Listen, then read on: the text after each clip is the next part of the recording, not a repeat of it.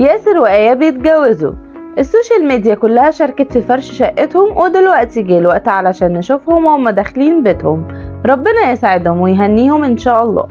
تعالوا نحكي لكم من ياسر وآية دول وايه حكاية فرحهم اللي قالب السوشيال ميديا النهارده. ياسر احمد وآية ابراهيم، اتنين انفلونسر مشهورين جدا على السوشيال ميديا، علاقة حب كل الناس بتحبها ومتابعاها.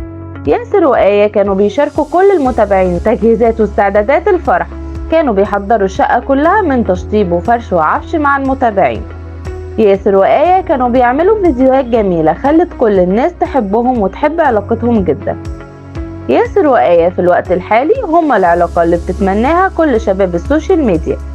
النهاردة فرح ياسر وآية وكل الناس بتبارك وتهني كأن اخواتهم اللي بيتجوزوا. ياسر أحمد نشر على الانستجرام أول صور من الاستعدادات للفرح بتاعهم النهاردة. ظهرت آية إبراهيم في الصور بإطلالة لطيفة وجميلة، وكانت لابسة فستان الفرح الأبيض.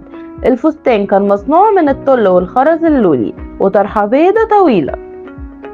تسريحة شعر آية كانت بسيطة وعجبت كل البنات، وكان ملموم والإكسسوارات قليلة، وكان معاها ورد لونه وردي. الصور اللي نشرها التيك توكر ياسر أحمد اتفاعل معاها ناس كتير جدا وعلق عليها ناس كتير.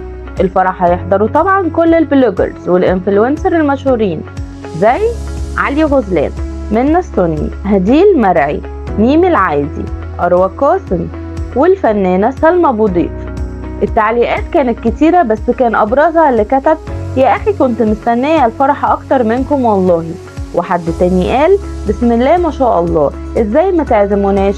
يعني ده احنا معاكم من أيام ما كانت الشقة على المحارة.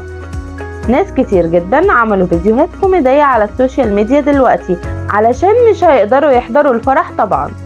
كله بيحط فيديوهات حزينة وبيقول ازاي بعد ما جهزت معاكم الشقة ما حضرش الفرح. كلنا بنتمنى ان شاء الله ربنا يكرم ياسر وآية في حياتهم الجديدة ويكونوا مبسوطين سوا على طول.